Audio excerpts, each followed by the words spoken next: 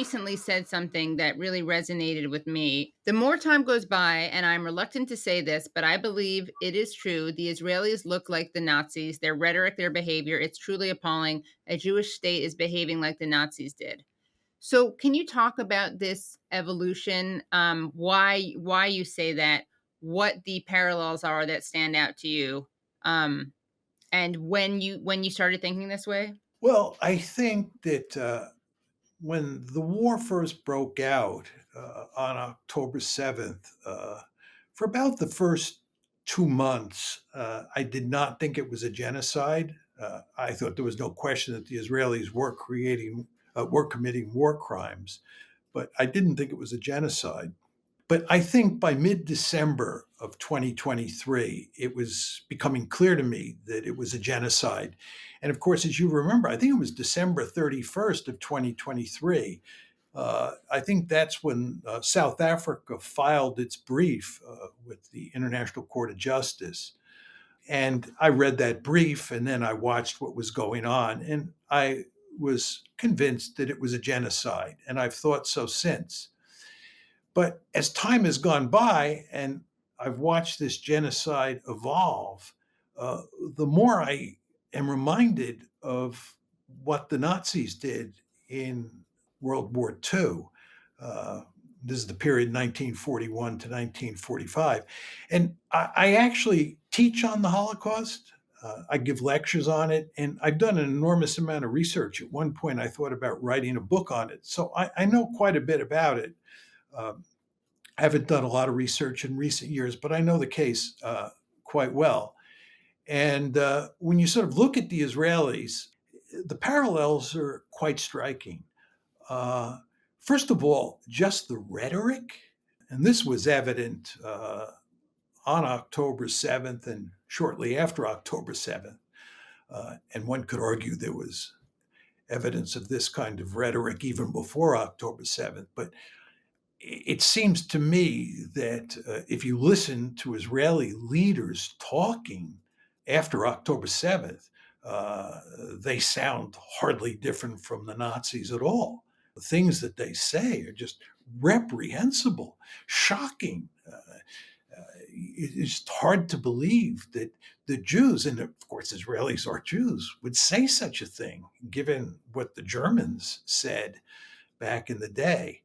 And the second thing is, uh, before the Holocaust got started, really the planning was set in place in the spring, late winter, early spring of 1941. Germans were not sure what exactly they were going to do with the Jews. And they had this plan uh, called the Madagascar Plan, which was to move the Jews to Africa. And you have Jews today, Israelis today, talking about moving the Palestinians to Africa. And you just sort of scratch your head and say, boy, I've heard that one before, right? And then if you look at the pictures, especially the starving children, if that doesn't remind you of Auschwitz, or not only the death camps, but the concentration camps that were inside Germany, it just pictures look so similar to the pictures that have survived from the Holocaust that I think you can't help but think this is a very similar situation. And then this is not exactly on the genocide, but I was talking about Lebensraum before, and a number of people have now begun to talk about Lebensraum. With regard to the Germans in World War II, when they invaded the Soviet Union, they were not only talking about murdering huge numbers of people, and it's very important to emphasize here that they murdered uh, more non Jews than they murdered Jews. I mean, this was a murderous regime like we've never seen before, in my opinion. You want to remember that the official number that the Soviets give for uh, Soviet citizens who died in World War II is 27 million. 27 million. And I would estimate that about 8 million of those casualties are military, or those deaths. So 8 million of the 27 million That's telling you that probably 19, 18, 17 million civilians were killed, right? And my estimate is that roughly 1 million of those Soviet citizens who were murdered were Jews, because most of the Jews were in Poland and in Romania/Hungary. But anyway, I'm just telling you, this was an incredibly murderous regime. And not only was it a murderous regime, it was interested in creating Lebensraum. I mean, they talked openly about that. And when you watch what the Israelis are doing, the wanton murder, right? They, of course, they're murdering the Palestinians, and this is a genocide. And I would not argue that what's happening in Lebanon or Syria, or with regard to Iran, is a genocide. That's not a genocide. Period.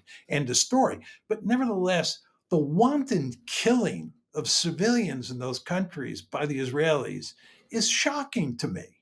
And I'm a good old fashioned realist. It's not like I'm some pussycat, right? I understand that international politics is a rough and tumble business.